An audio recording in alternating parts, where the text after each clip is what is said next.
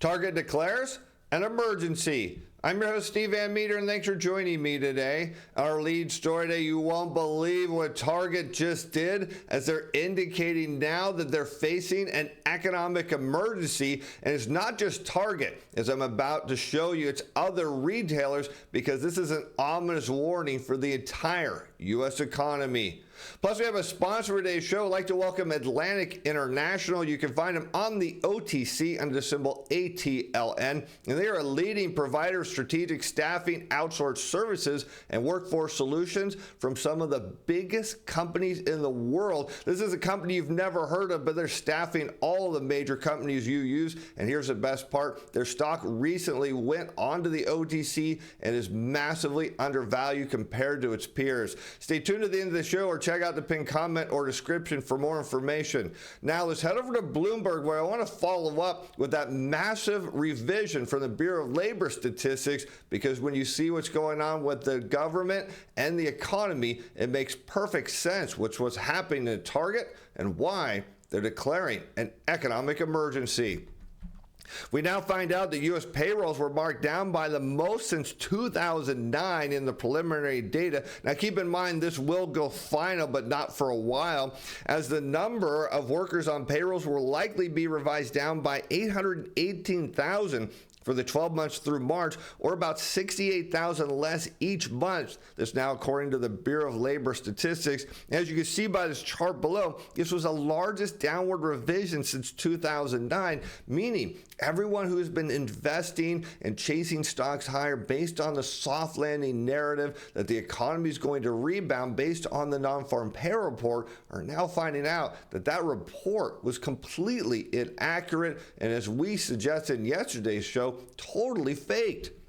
And while economists largely anticipated a decline, as we noted yesterday, Goldman thought that we could see upwards of 1 million jobs removed. We'll get the final figures next year, but by then we're likely going to be in a recession, as we're going to find out based on what's going on at Target alone.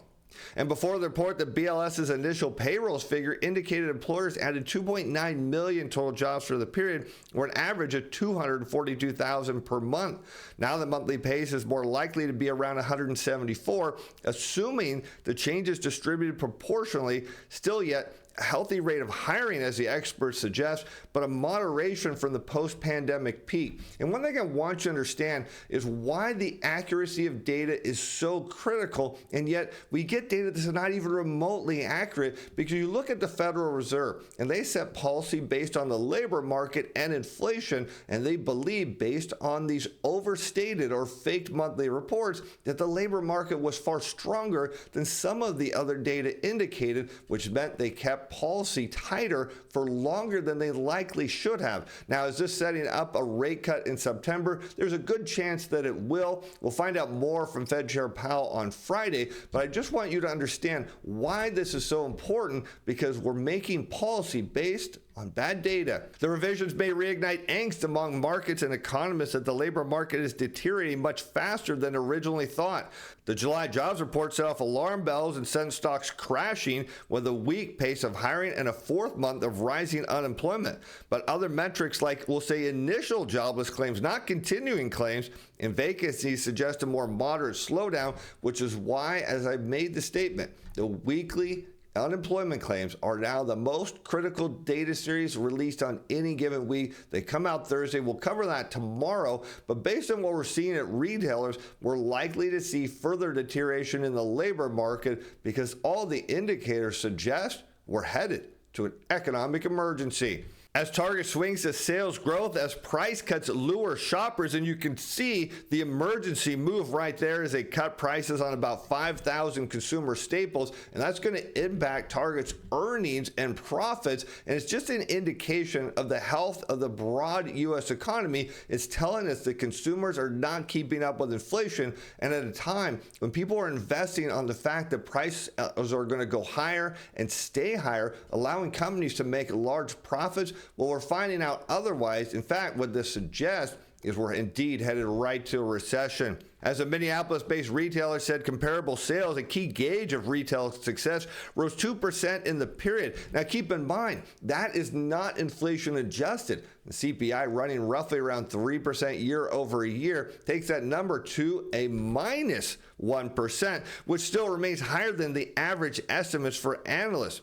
Earnings per share, though, beat expectations, but what Target is just suggesting is what we've actually seen in the broad data. When we look at this chart here, you see advanced retail sales less the consumer price index. And what happens is you're going into recession, you'll notice that inflation-adjusted retail sales, or what's called real retail sales, starts to go negative. And this is very dangerous because what this means is that retailers are not making enough money to support their operations. Now, perhaps companies like Target do, but broadly speaking, you see a lot of small businesses fall behind. And the answer to the problem usually hits the labor market of cutting hours or cutting back their workforce. And we can see that trend right now. You'll notice it happened, of course, during the global financial crisis. And right now it's suggesting that the retail space has been in a recession for 2 years, and there's no sign that it's getting better. It's the first sign of a turnaround at Target after higher inflation and interest rates prompted consumers to pull back from big purchases and spend less on discretionary products. But this is an all-out emergency because what it means is they're going to have to continue cutting prices. And that hurt categories such as home decor and apparel, which are Target's bread and butter. Now, higher traffic in stores and rising online sales are helping reverse the trend, but that's because they're cutting prices, and they know for a fact that some of their competitors do not have the margin or the ability to do that. This is the same move Walmart made. Let's cut prices, let's get more people in, but that's at a sacrifice of other businesses.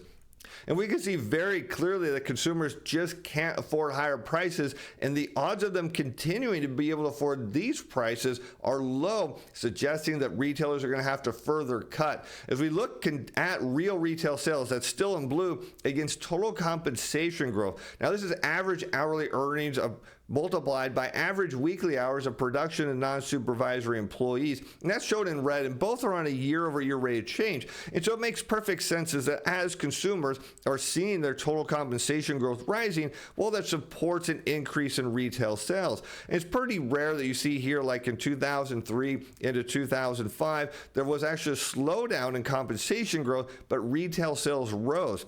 Otherwise, you'll notice that there's a fairly good relationship between the two. Now, we saw that happen again here around 2011 when we faced almost a double-dip recession. Total compensation growth fell, retail sales growth slowed, but the economy eventually turned around. This time, it's very obvious why companies are struggling because you can see this long trend down in total compensation, and it's getting worse. We're hearing from companies, in fact, they're cutting hours even more as we speak, and this is not a good sign because what it means for retailers is they're going to have to further cut prices, they're further going to get squeezed at margins, and they're going to have to cut their head count. While positive traffic indicates that lower prices and a new assortment in discretionary categories are restoring with shoppers' views, they added this, encouraging to see margin expansion even as a company cuts prices on essentials. Of course, this is good for Target, but it's an all-out emergency in the entire retail space because they didn't want to cut prices. That wasn't the plan. And they think right now that, hey, it's working out because we got more people in the door, but that's going to change because the economy is continuing to slow, and that is dangerous. And here's the evidence that consumers just can't afford it. We know right now from a government perspective, if you look at the data, total compensation growth shown in red remains above the consumer price index. That's shown in blue on a year-over-year rate of change.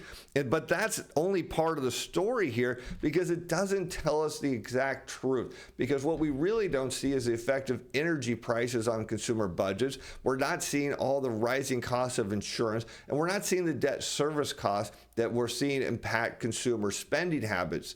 But when we look at the next chart, it's pretty obvious why consumers are turning to Walmart and Target, who are aggressively cutting prices to raise foot traffic, because when we look at U.S. regular all formations gas price, what we can see is there's been periods where the market believed the economy was turning around and could afford higher gas prices, and you can see it happened into a downward trend of total compensation that impacted retailers. After gas prices came down, it happened again. Of course, we know consumers couldn't afford it either. It's happening now a third time, and this is really the difference here of why you're seeing companies have to cut. But while Target has some margin, a lot of other companies don't. So keep in mind, there are consumers that are trading down, and well, for companies like Macys, that's terrible news. As we now see Macys cuts forecast as turnaround struggles to take hold, here we see more warnings of an economic emergency approaching. In the second quarter, we began to see the customer become even more discerning. We did not see any material change in our traffic, meaning people were still walking in the door, but we did see a change in conversion, and that tells us that people were either distracted or they were even more cautious than we had seen previously. So what's happening at Macys is people are walking in hoping to find a deal. They're not, which means they're not converting into the sales the company needs, and that's a problem. To counter the slowdown, Macys is lasered in on cost cutting. Here we see copying Walmart and Target, and that's been paying off during the past 2 quarters. But leaning into every available expense stream, that's what the issue here, and this is going to affect jobs and the U.S. economy because they're looking to do this without eroding customer shopping experience.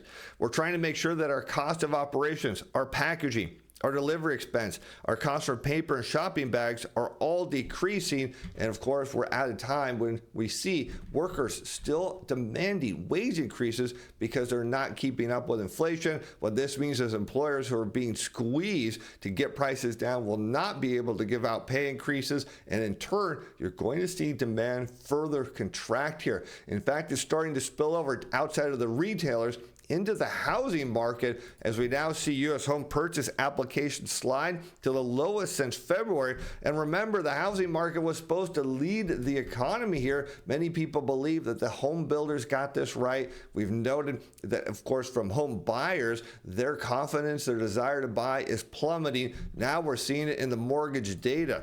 As more favorable mortgage rates amid prospects of easier Fed monetary policy, high home prices have pushed housing affordability down to around the lowest level in decades. It's not just affordability here. What we're seeing is, of course, there are people that want to move or move up, and they just don't have the confidence to do it because they're not sure they're going to be able to maintain that higher payment, particularly as they look around and see what's happening in the labor market as people lose their jobs, they're not getting the hours they need, not getting the wage increases, and what that turns into the construction industry. And how now we see new U.S. home construction falls to the slowest pace since May of 2020. Now, keep in mind, that was post-pandemic. And what does that mean when the home industry starts to slow down construction? Well, it means more people are about to hit the unemployment line. Here we can see in blue total construction spending in the residential space on a year-over-year rate of change against continued unemployment claims. And you know when the blue line slows down and then contracts underneath that horizontal black line,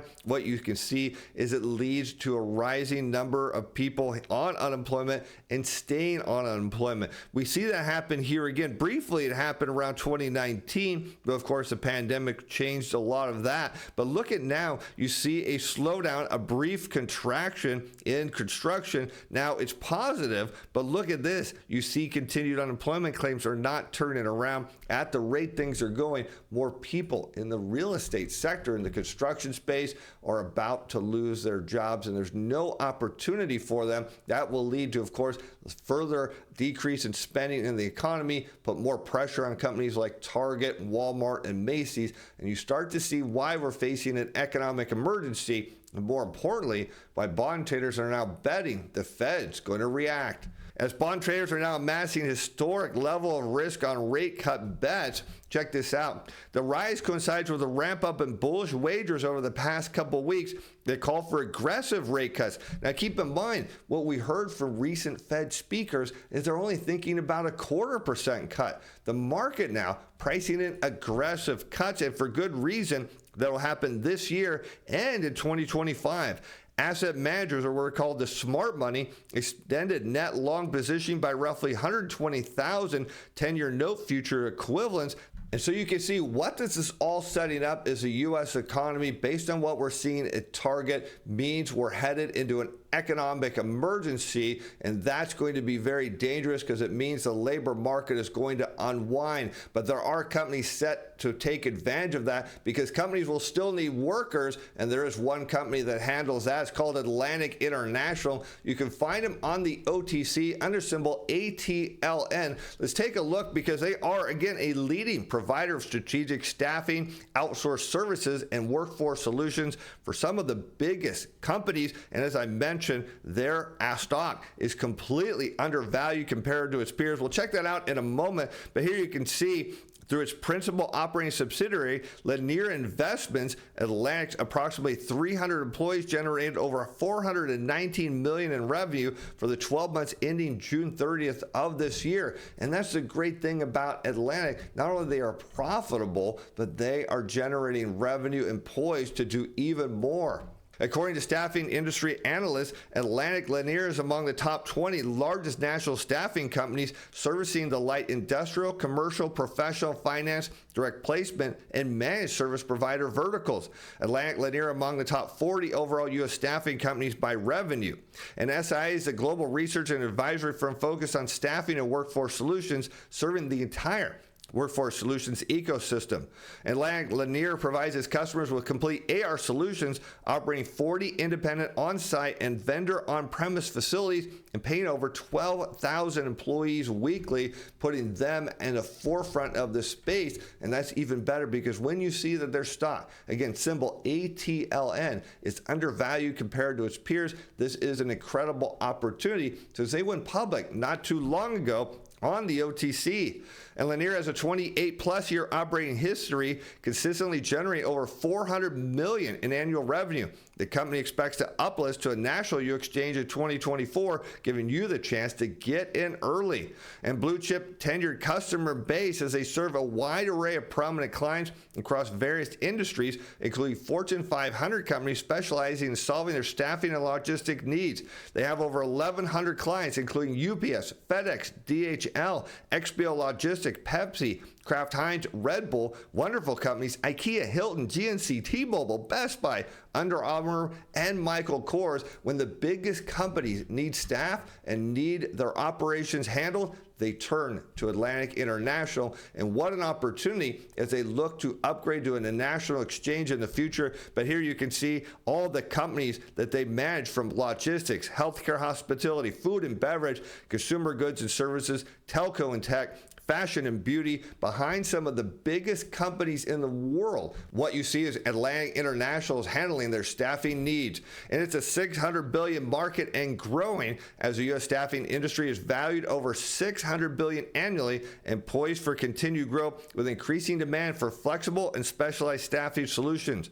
Atlantic Lanier is well positioned to capitalize on these trends due to its robust service offerings and strategic industry focus in commerce and logistics. And here you can see they deliver consistent financial performance year after year. And when we look at the leading market position, what's in large cap peer set, here you can see Atlantic International, and based on the price of their stock and the market cap, you can see they are a tremendous opportunity compared to their peers. Atlantic International reports now over $104 million in Q2 revenue and a 17% revenue growth for the second quarter, and this is fantastic news. Here you can see again, they reported revenue of $104.6 million, representing a 17% increase compared to $89.4 million for the same period last year. Growth is attributed to expansion within our existing customer base and new customer wins, as well as improving demand for our core service offerings. And their gross profit was up as well. You can see for the quarter it was $11.5 million, representing 11% of revenue, compared with $10.9 million or 12.2% of revenue for the same period last year. This was driven by expansion costs as we grow our relationships with existing clients, opening new facilities and our onboarding of new clients. And outlook going forward for the third quarter, Atlantic International expects revenue to be in range of $105 to $115 million, reflecting continued momentum in our core customer base and seasonal trends. The company anticipates margins to improve, supported by ongoing efficiency initiatives and strategic investments, as well as reduced integration costs from the completed acquisition of Lanier. And what this is setting up is an incredible opportunity to buy a company who is undervalued compared to their peers and looking at some point to get uplisted to a national exchange. Again, you can find them on the OTC under symbol ATLN. But as always with any company we feature on our show, you're under no obligation to purchase their stock. Be sure to do your own research before placing any trades. And with that, I'm Steve Van Metre. Thanks for watching. Thanks for being fans. Bye now.